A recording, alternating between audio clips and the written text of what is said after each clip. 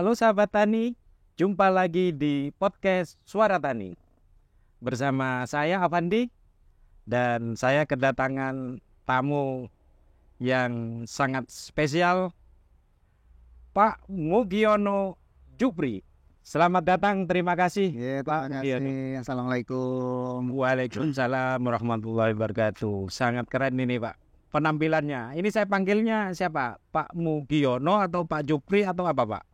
Karena teman-teman manggil saya Mbah, panggil Mbah aja gak apa-apa. Saya merasa sudah tua kok. Sudah tua. Berarti saya panggil Mbak Pak ya. Ya, Mbah sengaja. Mugi. Iya, Mbah Mugi. Jadi biar lebih akrab. Iya. Gitu Pak ya. Ya.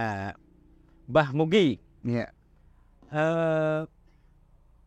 Bisa cerita sedikit Pak biar akrab. Bapak dan pengalaman Bapak sebelumnya. Baik, terima kasih. Assalamualaikum warahmatullahi wabarakatuh. Sebelumnya perkenalkan dulu, nama saya Mugiono Jupri. Saya petani dari Desa Manggungsari, Kecamatan Weleri, Kabupaten Kendal. Saya di Kendal juga anggota KTNA juga. Saya pengurus Gapoktan. Saya mantan ketua kelompok tani. Dan sebetulnya masih banyak Pak pekerjaan atau kegiatan, tapi dilalah bahasa Jawanya Pak, sosial semua Pak. Sosial semua, betul. Tidak apa-apa Pak, hidup harus berimbang. Kan begitu Pak ya. Saya belum berimbang Pak, yang ekonominya masih dikit ini. Ya Pak, baik Pak. Jadi pengalaman yang sangat luar biasa, di organisasi juga sangat banyak. Jadi saya sangat bangga dan senang, semoga diskusi kita Pak ya punya banyak manfaat untuk bisa memacu anak-anak muda kita. Amin. Petani-petani kita ini Pak ya. Amin mudah-mudahan. Mbak Mugi, kita langsung aja ke dunia perjagungan. Ini lagi hangat-hangatnya Pak. Boleh. Ya kan. Lagi hangat-hangatnya Pak Mugi, apa yang bisa berbagi Pak? Pengalaman musim sebelumnya nih. Apa sih yang bisa bagi untuk kita semua? Begitu. Sebetulnya kalau baru kenal jangan minta berbagi dulu. Saya orangnya agak pelit ini Pak. Tidak apa-apa Pak. Jadi begini ya. Pengalaman kita di musim-musim kemarin ya. Ada fenomena El Nino, kemudian katanya akan datang La Nina. Iya. Itu sebetulnya tantangan tersendiri buat kita Pak. Gitu. Terutama buat petani-petani muda. Yang notabene sekarang malah justru lebih banyak bergelut di dunia digital. Betul. Saya sedikit cerita pengalaman saya di dunia pertanian jagung. Itu sebetulnya saya kesasar Pak. Kesasar. Iya, kesasar betul Pak. Latar belakang pendidikan saya itu sebenarnya seni rupa Pak, bukan pertanian. Jadi basic di pertanian itu sama sekali nggak ada, cuma ada warisan darah petani memang dari orang tua saya. Jadi pertama kali saya masuk dunia pertanian itu tahun 2002 setelah ada kasus 98 itu moneter ya. Itu ya. Itu saya dulu pernah bekerja di pabrik mebel terbesar di Indonesia yang berkedudukan di Solo, di Pabelan. Iya. Ya, itu saya kena PHK. Orang pertama yang kena PHK Pak. Orang pertama yang kena PHK. Sakit di sini. Betul Pak. Iya. Habis itu saya nekat menikah karena stres lontang-lantung cari kegiatan sampai kerjaan nggak dapat. Saya malah justru menikah Pak. Habis menikah saya terjun ke sawah. Nah ini yang agak unik dari saya. Uniknya gini. Petani pemula itu jarang sekali yang berani bermain hortikultura. Waktu itu saya pertama kali nanam, itu pertama kali terjun ke sawah, itu saya tanam bawang merah. Terjun pertama kali di dunia pertanian, tanam bawang merah. Iya, masih nol pengetahuan Pak. Dulu sama sekali nol pengetahuan. Nggak kayak sekarang. Sekarang banyak mentor, banyak situs-situs website yang menjual info tentang pertanian. Itu masih mahal karena internet itu kan masih ada di warung-warung internet itu. Nah 2002 itu saya terjun ke hortikultura. karena minimnya pengetahuan saya di dunia pertanian, jatuh bangun Pak. Jatuh bangun sampai 2008 itu saya kalau bahasa Jawanya ketimbun utang Pak. Ketimbun utang itu banyak sekali. Saya masih bisa dibilang pengantin baru. 10 tahun. 10 tahun udah ketimbun utang banyak. Timbullah pikiran saat itu, coba saya main masih di pertanian tapi dengan komoditas yang aman. Yang aman. Iya, saya pilih tanaman jagung. Jagung itu. Kenapa jagung?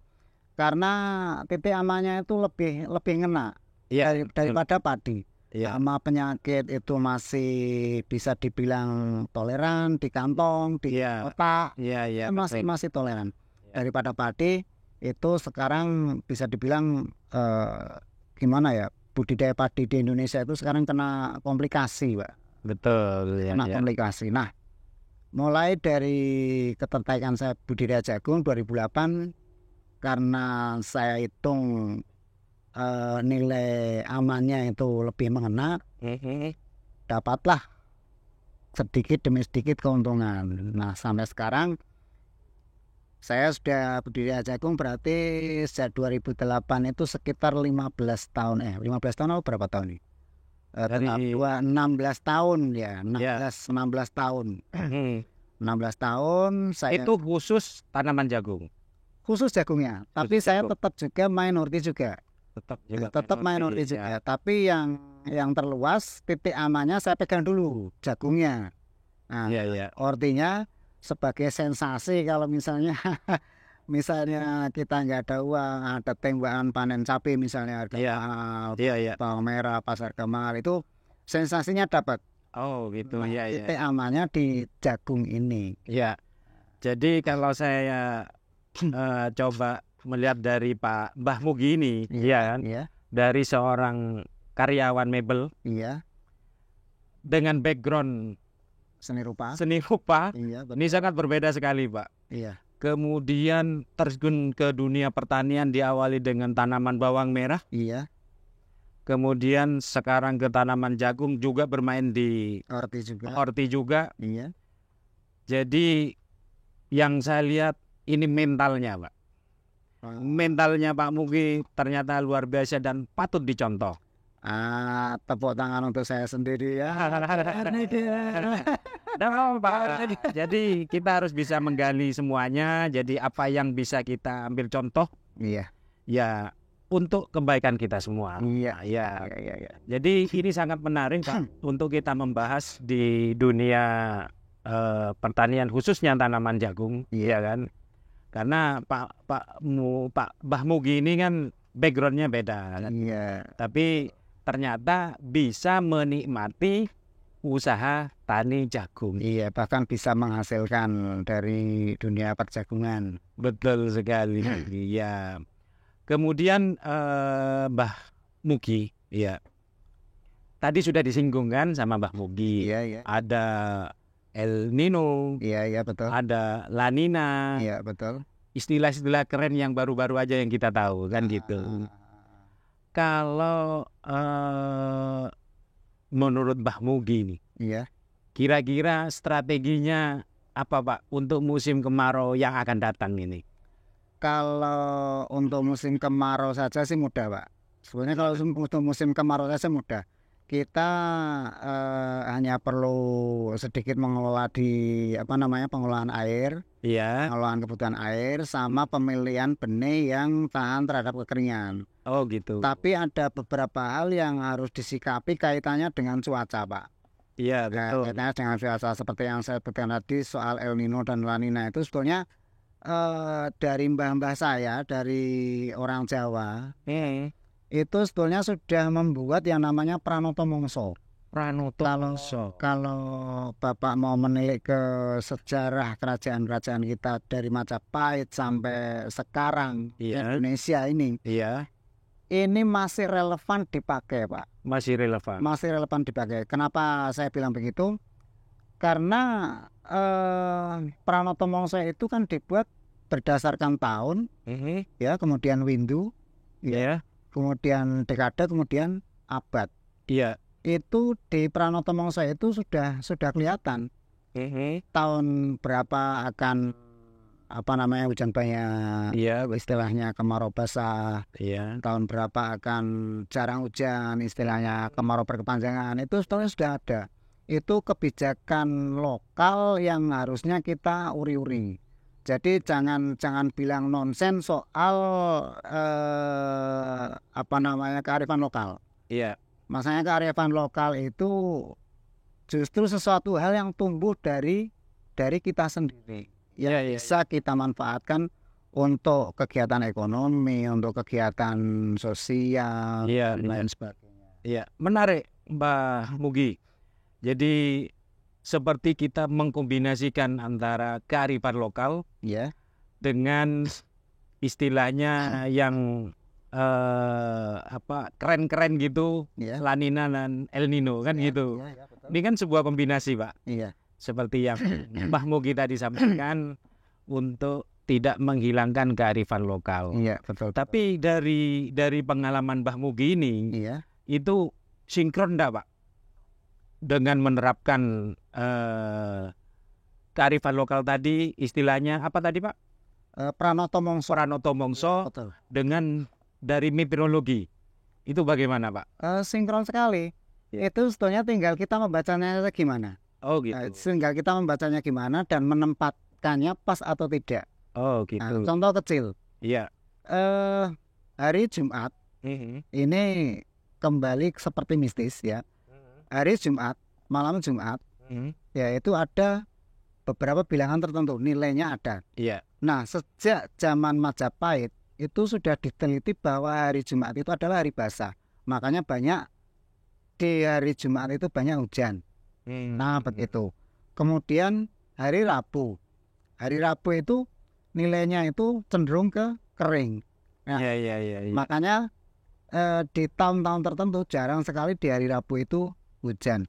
Itu hasil penelitian, bukan semacam primbon atau kepercayaan atau mitos atau gimana. Iya. Itu betul-betul hasil penelitian. Iya, betul, karena sebelum saya tahu dengan Pranoto Mongso tadi, Iya. selama ini kan kita tahu kalau Jumat Basah. hujan, Iya. waduh, ini biasanya seminggu. Nah, Ternyata juga masuk, Pak ya. Ya. Itu buktinya kan. Iya, jadi petani ke depan ini selain juga paham dengan kearifan lokal sama meteorologi tadi. Ya. Jadi Bapak tadi sampaikan juga ada benih-benih yang kita harus tepat memilihnya, kan begitu, Pak ya?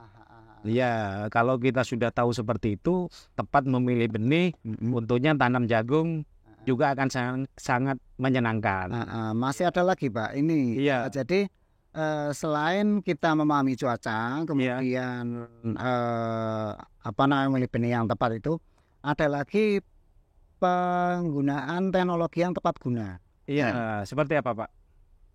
Contoh kecil begini. Jadi waktu kemarau ya, waktu kemarau kita menanam jagung diusahakan tanam agak dini. Iya. Jadi agak maju. Iya. Musim tanam kedua itu dipercepat, misalnya kita panen katakanlah umur 105 hari. Ya. Nah, kita kan bisa tanam tumpang di umur 90 atau 95 hari. Iya. Itu kita sudah dapat sekitar 10 sampai 15 hari. Iya. Nah, itu sudah lumayan. Yang kedua, teknologi tepat guna apalagi pemakaian mulsa, Pak. Mulsa itu pengertian anak-anak sekarang itu yang mulsa plastik hitam perak atau mulsa plastik yang silver fiber itu. Iya. Padahal pengertian mulsa itu kan penghalang penguapan air yang berlebihan yang ada di tanah. Jadi banyak sekali material yang bisa kita gunakan untuk mulsa, seperti jerami, sampah jagung, pot. Nah, itu untuk daerah yang sumber airnya sangat kecil. Jadi manajemen air lah manajemen air ya. Dengan memanfaatkan limbah yang ada. Limbah pertanian, Mas. Ya, betul. Gitu. Terus masih ada lagi ini Jadi di musim kemarau itu kan kadar air di udara itu kan sangat kecil. Ya. Kita di tempat saya di Kendal itu masih menggunakan penyemprotan herbisida itu dikurangi. Ya. Jadi dibiarkan rumput segar tapi tidak terlalu subur, tidak terlalu rimbun. Itu gunanya untuk menangkap embun. Nah, jadi mempertahankan kelembapan udara, kelembapan tanah. Jadi pasokan air untuk tanaman itu masih mencukupi gitu. Ya. Sangat menarik, Pak, terkait dengan apa yang Bapak sampaikan tadi. Mbah ya. Oh ya, Mbah. Lupa Mbah Mugi. Iya, lupa. Nah, kemudian apakah sama dengan ini, Mbah Mugi? Ketika cuaca tidak menentu seperti ini, ya, Mbah Mugi menyikapinya seperti apa? Kalau pengalaman saya 3 tahun terakhir ini kan cuaca nggak menentu kan, kalau nggak salah sejak 2015 ke sini ya. Ya. Itu yang saya terapkan malah justru teknologi yang agak luar biasa, tapi petani banyak yang melupakan. Itu jadi saya menggunakan teknologi yang namanya menggunakan jamur mikoriza, Pak. Jamur mikoriza itu keberadaannya di tanah, di akar-akar tanaman, dia membantu akar untuk menyerap air dan menjangkau air yang jaraknya lebih jauh dari jangkauan sebenarnya akar itu. Iya. Teknologi tekniknya itu ini sudah saya terapkan di kelompok saya dan juga beberapa kelompok di sekitar Kendal. Iya. Itu jadi kalau bicara teknis gini, kita masukkan benih, kita pakai benih yang tahan kering dulu. Ya. Terus waktu penanaman, kita togal. Nah, kita tutup dengan material yang sudah kita campur dengan jamur mikoriza tadi. Jadi bahan penutupnya itu sudah ada jamur mikoriza. Iya, betul. Seperti itu abu bakaran jerami, sekap, yang kotoran kambing, kotoran ayam atau pupuk organik lainnya. Itu kita masukkan mikoriza dulu. Nah, nanti ketika tanaman tumbuh, itu akar akan terkontaminasi, terinfeksi jamur mikoriza tadi. Nah, dengan sendirinya dia akan bersifat mencari air. Begitu. Jamur mikoriza itu sudah terjual atau memperbanyak seperti apa? Sudah terjual banyak, dan memperbanyaknya pun kita mudah di website tertentu, di YouTube pun banyak cara memperbanyak mikoriza itu. Sudah banyak diperlihatkan. Kita tinggal ikuti saja. Kita praktekkan yang terbukti di musim kemarin tahun kemarin yang notabene-nya musim kering agak lama. Itu di tempat kami masih efektif berhasil. Jadi sahabat tani, ini sangat menarik, ya kan? Jadi bagaimana kita mau berusaha tani musim ke depan, kita juga harus tahu cuaca apa yang diperkirakan akan terjadi. Kita juga harus menyiapkan benih apa yang cocok untuk tantangan cuaca yang ke depan. Iya, betul. Sama dengan teknologi, kalau misalkan di sana itu kekurangan air, ada yang namanya mikoriza tadi. Iya, betul. Iya, sangat menarik ini, Pak. Itu kalau kekeringan. Kalau misalkan banyak hujan. Nah, ini kalau misalnya banyak hujan. Seperti saya bilang tadi, sekarang banyak pabrikan yang breedingnya itu memang benih-benih yang tahan terhadap cuaca basah. Dalam arti begini, benih jagung terutama yang saya tanam, itu lebih tahan terhadap busuk batang. Satu, kemudian bule, kemudian busuk tongkol. Nah, itu kalau ada satu pabrikan Syngenta itu punya NK yang untuk musim basah itu NK Super itu. Itu kita pakai itu. Terus kemudian ada lagi cara harus menyikapi itu. Kita bikin lahan bersih. Yang pertama bersih, yang kedua kadar air rendah, Iya. yang ketiga lingkungan steril. Nah, itu yang sebetulnya agak sulit.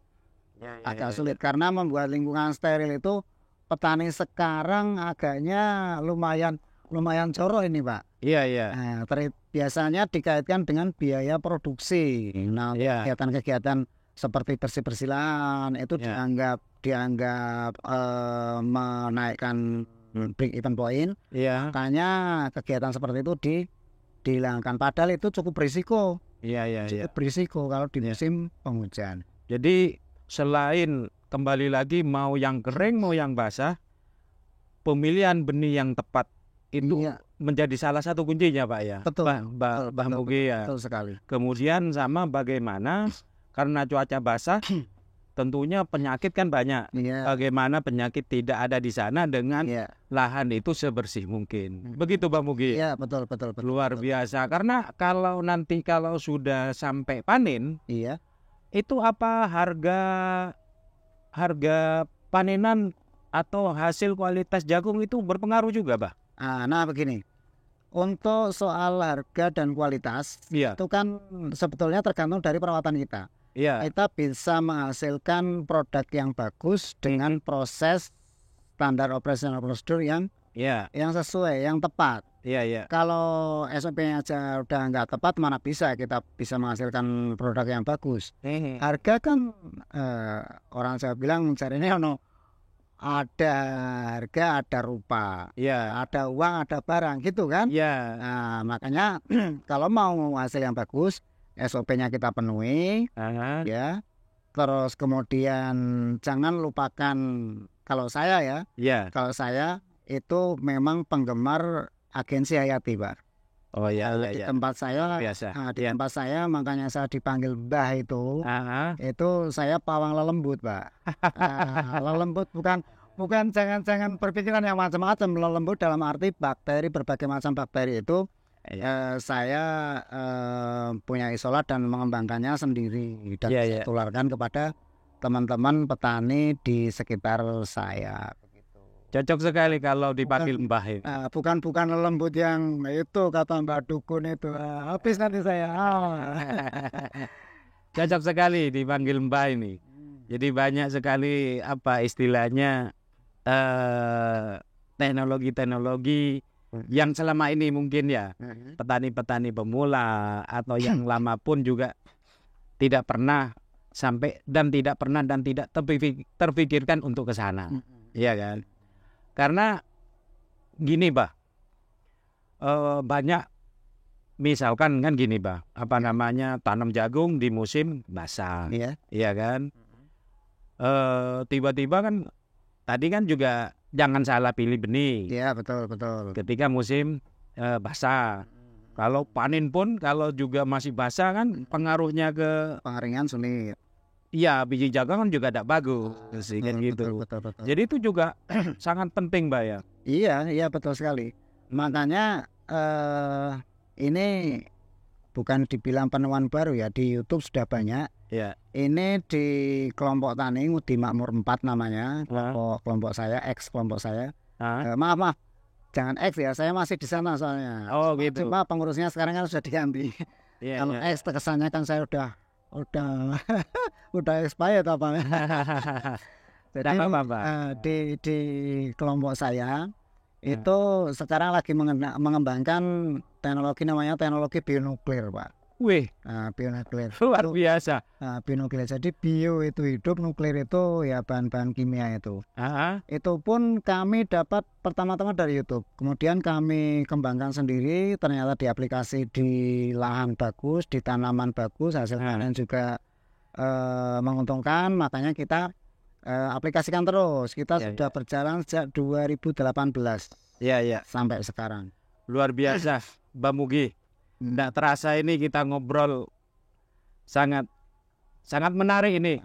Dari pertama mental yang saya tangkap, kemudian banyak inovasi dan kita juga harus petani yang maju itu juga harus bisa melihat jangka panjang. Iya, betul. Apa yang Betul. akan terjadi dengan memperbanyak melihat atau membaca ilmu pengetahuan Pengetahuan ya, betul. dan mengkolaborasikan Dengan kearifan kearifan lokal. Luar biasa, biar kita tidak lupa dengan sejarah. Iya, betul.